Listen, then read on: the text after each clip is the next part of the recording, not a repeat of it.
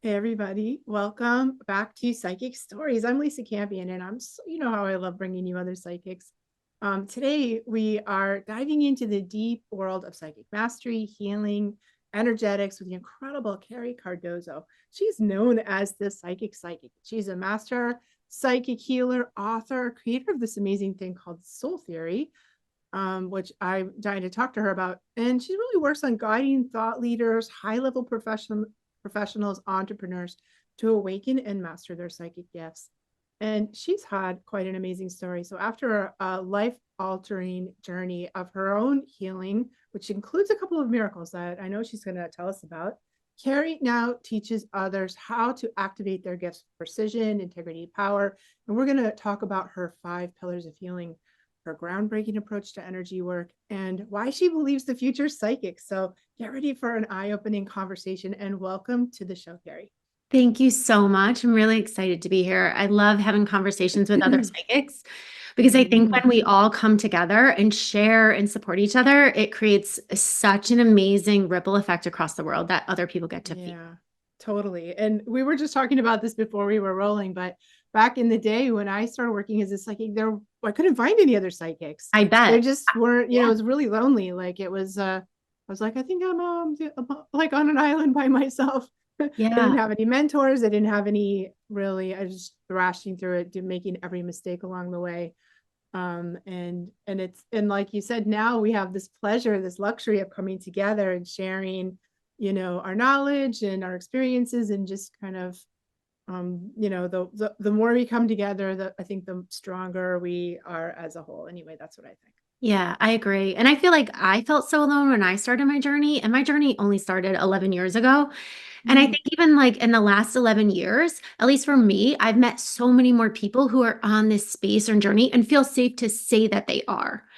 So I can't even imagine back in the, 80s and 90s, finding people to relate to. I must have felt so alone. Yeah, for sure. Yeah, it really was kind of out on the skinny edges of the branches there, and Yeah. looking for books to read and mentors. And I really think it was actually so painful for me that I became like, I wrote the books that I wish I could have found. I became the Hmm. mentor that I wish I could have found. And so I get I a love, lot of joy in helping other people kind of do it the easy way, where I had to do it, or the easier way. I don't know if it's ever fully easy, but yeah, I easier don't way than I know had that to it's do it. easy. I Yeah. know.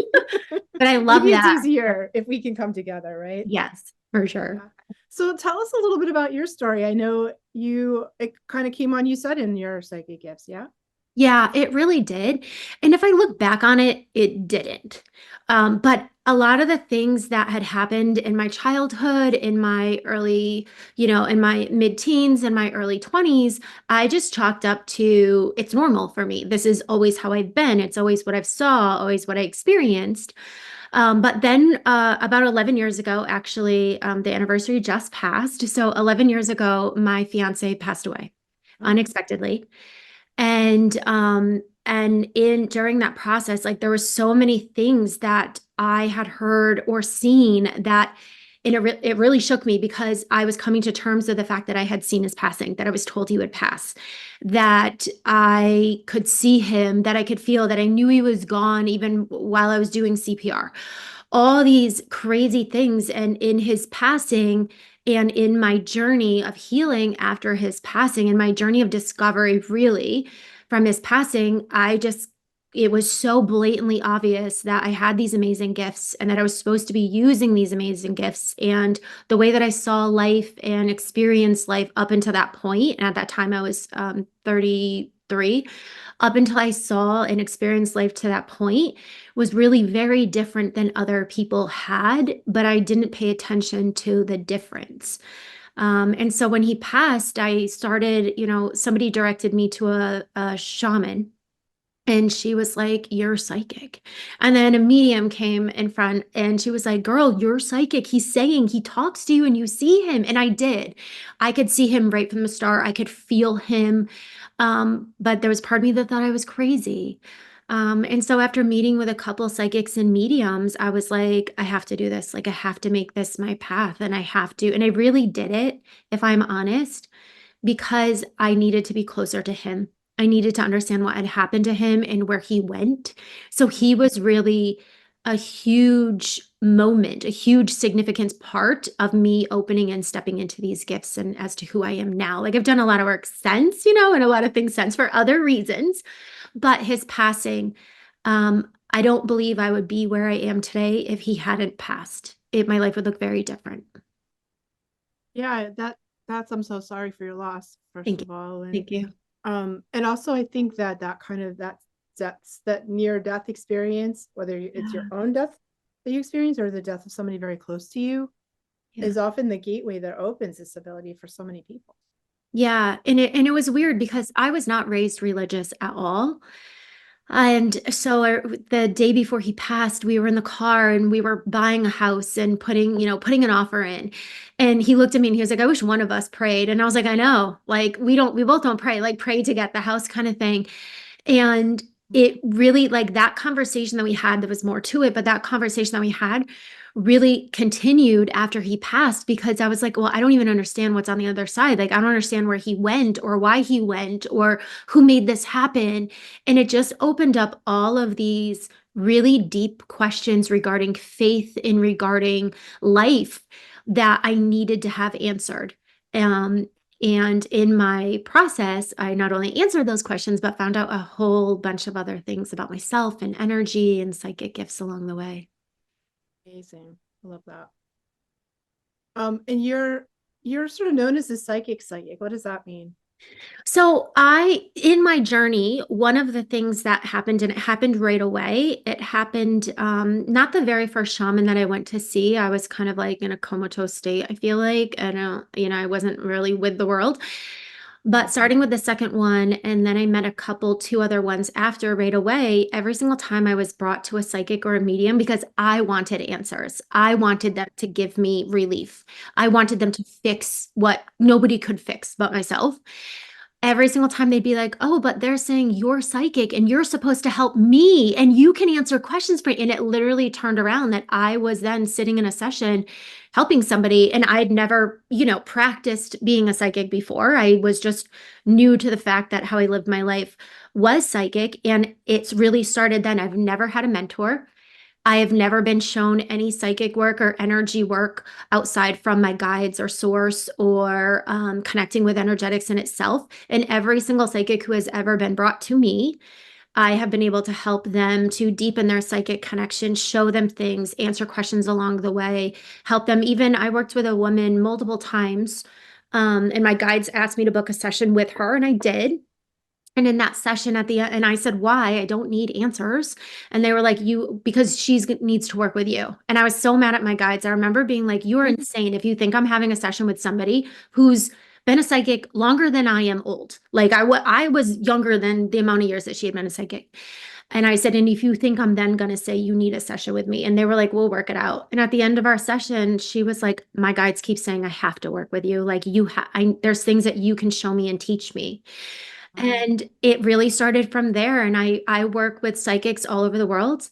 And I not just train psychics, but I help them to truly master a whole new level of skill, and step into their powers in a different way and really bring them full circle. So, like a lot of mediums, um, really just deliver messages where mediums should also really understand how to work with energetics and how to read energetics and decide and discern who they're connecting with and if it's true information, if it's not. They also really Yep. need to know what's going on the other side. So it's really about bringing all the aspects of psychic and energy together for every reader. Whether you're a shaman, whether you're a medical intuitive, whether you are a medium, whether you just call yourself a psychic reader, whatever it is, it's bringing every aspect together. And in the process, I have found there's nothing in the psychic world that I have not mastered or can't teach or do. So I have this amazing gift, and I realize it's part of my purpose here. That I can do literally everything in the psychic world. And I do everything, I don't offer sessions in everything in the psychic world, but what it does is allows me to teach people um, every practice, every way from Akashic records to shamanism to paganism to, making tinctures to working with elementals to celestials to galactic energy. Like you name it, I can work with it and work in the energetics and read past life, future life, timelines, collapsing timelines, healing, physical healing, everything across the board. And I realize it's a very unique gift. And it was for me to be able to work with psychics to really allow them to hone in on that special gift that they have. That's so cool. Yeah, and I really feel like we need as psychics, we need to never stop learning, Yes. and we need to keep growing, and we need to because sometimes we don't know what we don't know, you Mhm. know, Yeah. and I think especially newbie psychics, I see this a lot with what I call the TikTok psychics. Yeah. They have kind of like they have like one or two psychic experiences, and they think they're a Yeah. psychic master, and really they can get into quite a lot of trouble because they don't know that maybe the practices they're doing aren't safe, or they don't know they're only hitting the astral plane and they're not actually channeling Archangel Michael. They don't, Mm. because I, how are they I going to, 100% know what you're talking about. 100. how are they going to know unless somebody like you tells them? So I Yeah. feel like there's such a need for mentorship, and because it's not like a regulated industry, because it's not like you can't always find like the manual on this stuff. Yeah. And particularly I think mediums, because if we can just sort of open the door to some maybe energies that don't have our best interests at heart when we're not careful, right? Yeah, So I agree. And I see that a lot. One of yeah, the things that I do is I remove entities from places, buildings, people, all that kind of stuff. And I see a lot of people who will say they're channeling something. And I'm like, that's not who you're channeling. Like, uh, it's not who you think it is. yeah, So I agree with you. And I think part of the problem is that it not only is it not regulated, and I have my own beliefs about regulating it. I think education is more important than regulating, yeah, but you also can't prove a lot of the stuff. It takes time to prove it. So somebody could say, I'm channeling with Archangel Michael. And in reality, it's very hard to not prove that they're not talking to Archangel Michael because right, everything's in the unseen. yes, And people know that. So they'll give advice, they'll give, guidance. And unless you know and trust a very good, reputable who has a history of being very accurate, people just blindly believe people until something happens, until things get, messed up in their life, till, what they were shown doesn't unfold. And it can be very dangerous, especially with yeah, beings that people are calling in lately. I agree, 100% agree yeah, with everything you said. Yeah. yeah. It's really tricky, and I think also a lot of like newbie psychics, they're hitting the astral planes. They haven't like learned how to like shift their frequency up Yeah. super high. So they're kind of going out sideways and hitting the astral. When we're reading the astral body of somebody, we're reading their hopes and fears mostly. And that's like the tea room psychics, like Mhm. you're going to meet a tall, dark stranger. That's the hope, or your family is a curse. That's the fear. And we feel like as clients, we feel like it's real because it really is a hope. It really is a fear, but it's not maybe actually the future, or what's possible for you, but it strikes us as accurate when we get it because it is an accurate hope or fear. What do Yeah, you think? correct. Yeah, I 100% agree with that. And those are the things that everyone feels. Like I teach a lot with my psychic readings that we don't dive into people's energy to their personal stuff. So all the things on that astral plane is what everybody feels and everybody experiences and what people put off. And everyone connects to that. And although I believe that everybody is psychic, there's a level at which you have to understand and connect with energy to truly market yourself as a psychic. That stuff that they're feeling, fears, hopes, dreams, expectations, the things they're manifesting, every single person in the world should be able to feel those, ideally. But going Yeah, beyond that to understand what I call the truth, like what's actually true within inside of somebody's past, or what's available within inside of somebody's future, what potential actually exists and what's truly going to happen. Some things are written in fate. They're fated, they have to happen. And what exists right now in somebody's true reality, you have to be able to move beyond that. And most people can't. So you're right. They say something and it resonates. And they're like, yes, that resonates. And it opens the door for a lot of misinformation and disappointment and stuck. People saying stuck and stagnant. yeah, yeah. Or people blaming like the angels made me do it. Kind Yes. of, when we give our sovereignty away. It's sort of another thing that I Mhm. think happens for people when they Agree. discover this realm. There's kind of like we can kind of let go of our the fact our free will, or the fact that I think that we're co-creators, we're meant to be co-creating, and I don't know if you should ever give your will over to No, a guide, especially if that it really isn't Archangel Michael. It's like an astral entity or a lower astral being that really doesn't have your best interest at heart.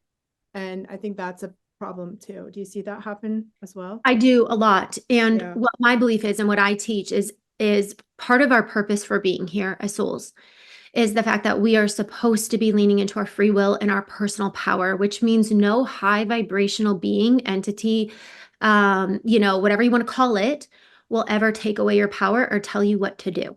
Even Right. your guides, if you have a high vibrational guide, and of course, like any of the archangels, will never tell you what to do or take away your power or tell you should do something that you shouldn't. You always have your free will. So Yeah. the more that a being tries to control you, or manipulate you or come into your body and speak through you, it's a low vibrational energy because that's not where, as a, I'll say global, but as a conscious community, the humans are headed. They want us to have more. We actually have more free will than we've ever had before. And we are Mm-hmm. being encouraged to use it. And the guides are actually stepping back more than they've ever stepped back before, at least the high vibrational ones, meaning the ones Yeah. for, that are helping you on this journey and encouraging your own power to be activated. So when people come to me and they're like, well, my guide made me do this, or my guide won't let me do this, I know either Yeah. one, their ego's in the way, or two, they're not channeling with the right guides. They're not connecting Right. with the right beings. Yeah. Yeah. Totally. So I love the way you explain that. Yeah, and I think it's sort of true, like as psychics, we have a little like an ethical responsibility too, that, Yeah. to really be mindful of what we say and how we're impacting other people. And I've done a lot of, I'm sure you have too, I've done a lot of repair work on Mhm. people that have just gotten like, jacked up by bad psychics or bad Yeah. psychic readings that have really hurt them or, caused harm. And I don't believe that those people are trying to cause harm most of the Mhm. time. But if you don't have enough training and you don't have like a real solid understanding of the ethics involved, you can create a lot of harm even when you don't mean to. Yeah, I agree. And I also see that there are a lot of psychics or even healers who believe that because they have access their psychic abilities or the healing abilities, that it means they have no more healing to do. And they Mhm. don't do their inner work because they can channel the correct response or they can channel whatever it is, whatever that belief is. Where I actually promote and teach any of my clients or, anyone listening to me that as a psychic and a healer, you should be doing twice as much energy work and healing work and self work as anybody else, as anybody you're asking. So if you're asking your clients to dive deep and to look at this and to expose this about themselves, you should be going twice as deep, doing twice the amount of work Yeah. because of the responsibility and ethics that we hold as psychics and all of the energy we're connecting with and the consciousness that we're using, all of that requires us to be at a specific energy and vibration and disconnected as much as possible from that ego and the wounded part of ourselves. But I think a lot of psychics don't, and then they transfer that onto their clients. Gets muddy. It gets muddy. And old timey psychics, like when I was going through my psychic training, they called that clearing the channel. And Yes. to Yeah. have a clear channel means you get your work, you're constantly working on yourself. And I always say, like, as a healer, I'm my first and best client, you know. Yes. And as we continue that inner work, it kind of clears the channel. We have to get our stuff out of the way so that we're not looking through the lenses of our trauma or the lenses of our unprocessed emotions and unprocessed traumas, so we can be clear as we can be. Yeah, I say that as well. I say the old school psychic way, like clear your channels. You have to clear your Yeah. channels, your opinions, your beliefs, your experiences, the way you were raised, all those things will clog your channels, all of Yeah. it. Yeah. So cool. So I know that you've been through some miraculous healing and that not only are you psychic, but you work with healing and energy. So can you tell us about healing that you've experienced and how you see healing in the world? Yeah. So yeah, you're very right. I do. I think one of the things that I least talk about is my ability to heal. And I think part of it is because the healing that I do and the people that I work with, I always see them as divinely guided to me. So the people I work with in the healing space are ones that were brought directly to me, but I teach healers how to heal all the time. And I think healing is something that everybody should do And healing is part of life. I look at healing, like people will be like, well, how much more do I have to heal? I'm like, well, did you brush your teeth this morning? Do you change your underwear every morning? Do you brush your hair? It's the same thing with healing. And I say that not because I think people should get caught up in healing and we can get stuck in the healing. But I say that because part of our purpose, part of our journey here in life is to shed the things that are holding us back and keeping us limited, to shed the aspects of ourselves that keep us very narrow minded or caught up in what we perceive life should be like instead of actually accepting what it is and really tapping into our soul. So when Mike first passed away, the very first thing, yes, I jumped into my psychic abilities, but healing was a priority. I could just feel all of the chaos that his death brought forward and all the questions that I had. And so my life was really pushed into this really deep healing process, and not just for me, and not just to get rid of the grief, but to really, the more we heal and release the things that are keeping us from connecting to our truth, to our soul, to our higher self, to, consciousness, however you relate to it, source, God, whatever you designate it. The more we release that, the stuff that's preventing us from connecting, the more truer we live our life, the more aligned we live our life. And so healing became a top priority, and not just for myself. Healing the things that came up physically, the things that came up mentally, but also my son was very, very sick. Before my fiance passed away, he had kind of gone into remission. And then after my fiance passed away, he started to go down like a really slippery slope of terrible things going to happen if we didn't stop the physical deterioration of his body. And so I had always, like, I had cancer when I was 27, and I got really sick right before that, and nobody could ever give me answers. Like, I had every test in the book, and they were just like, we're not sure what's wrong. We're not sure why this is happening, why that's happening.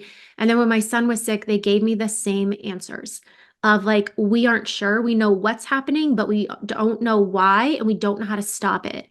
And instead of actually fixing it, they were just band-aiding it. Yeah. And we were at a point where he had lost his vision. His body was attacking his eyes. And they couldn't tell me why. I took him to the world specialists. Like, I drove him to different places. He had 62 autoimmune disorder tests done on him. They all came back negative.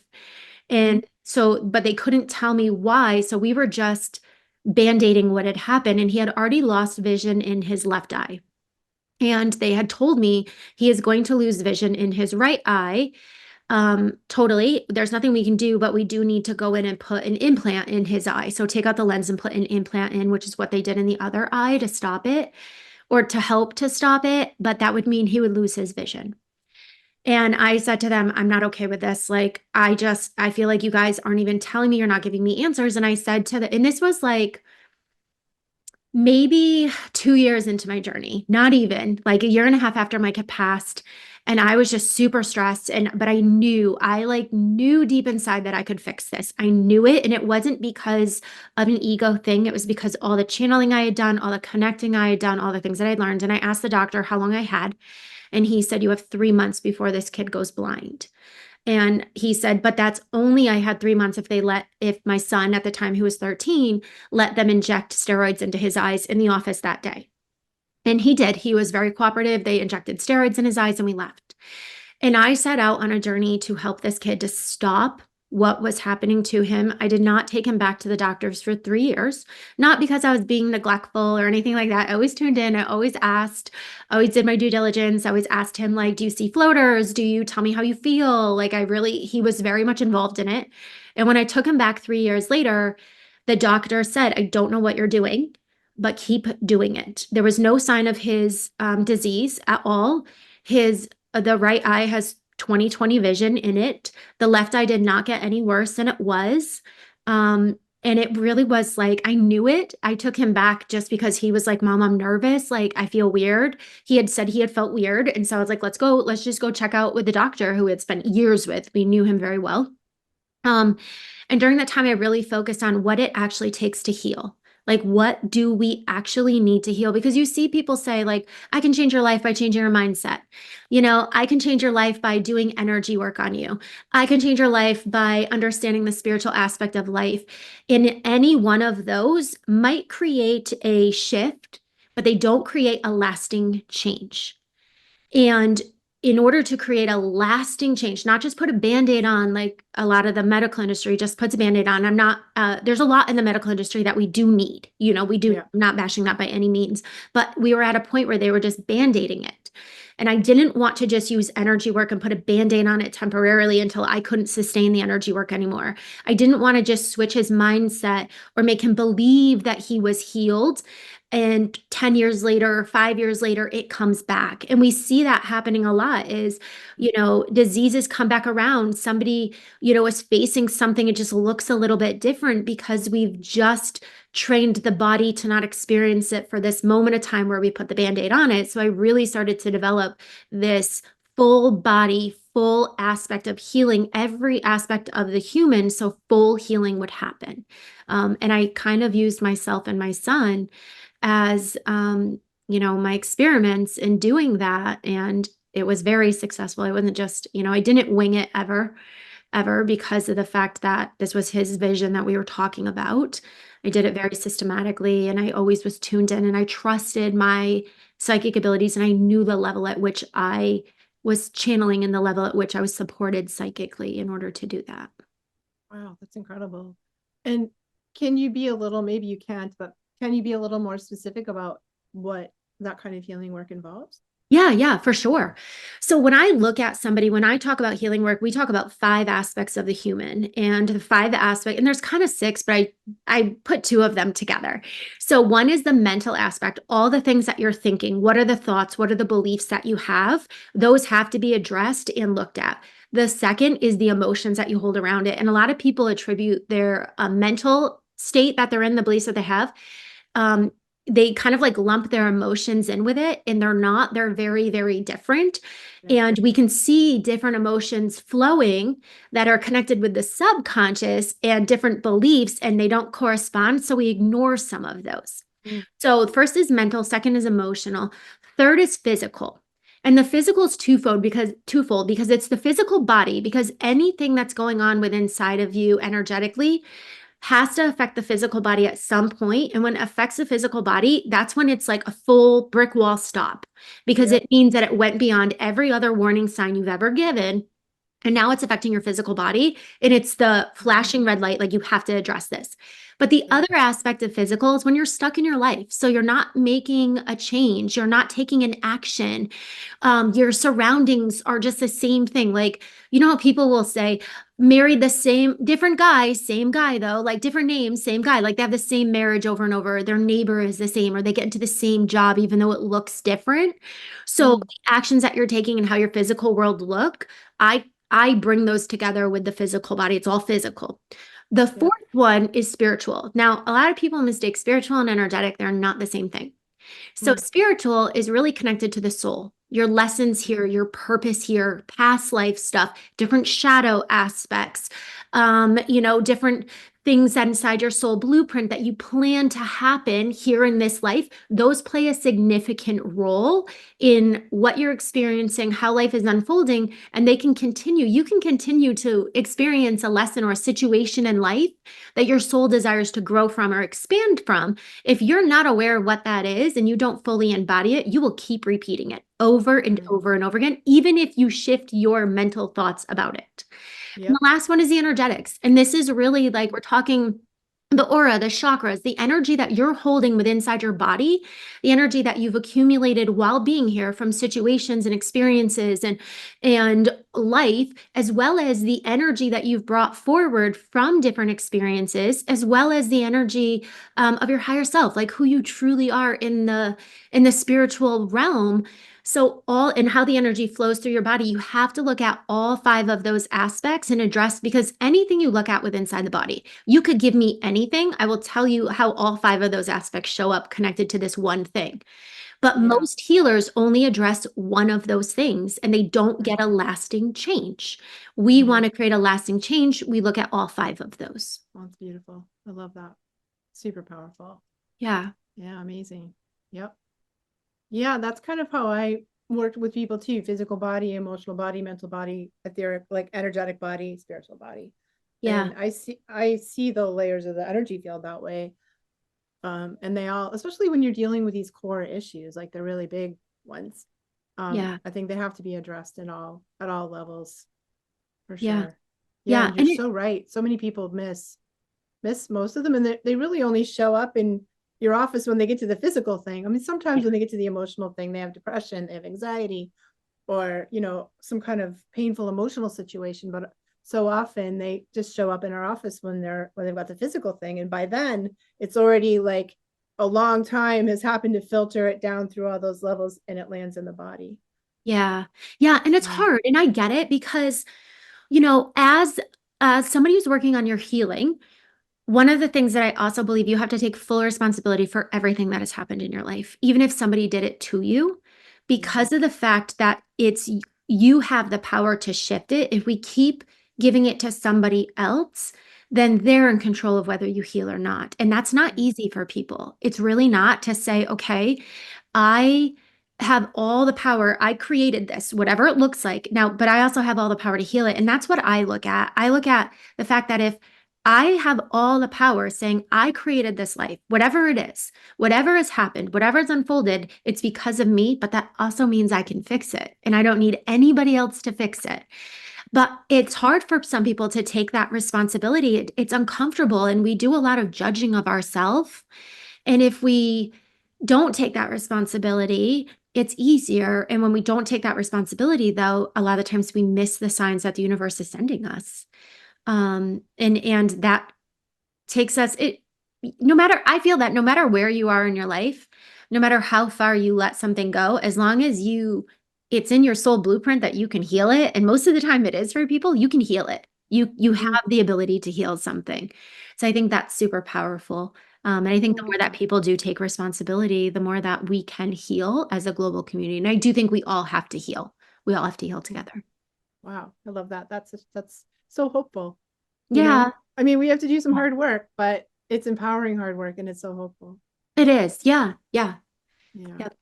amazing. So, Carrie, if people wanted to work with you, how do they find you, and how do you work with people? So I have a couple different ways on all social media platforms. You can literally just search my name. It's Carrie Cardozo. I think I'm the only Carrie Cardozo, as far as I know, is the only one that shows up.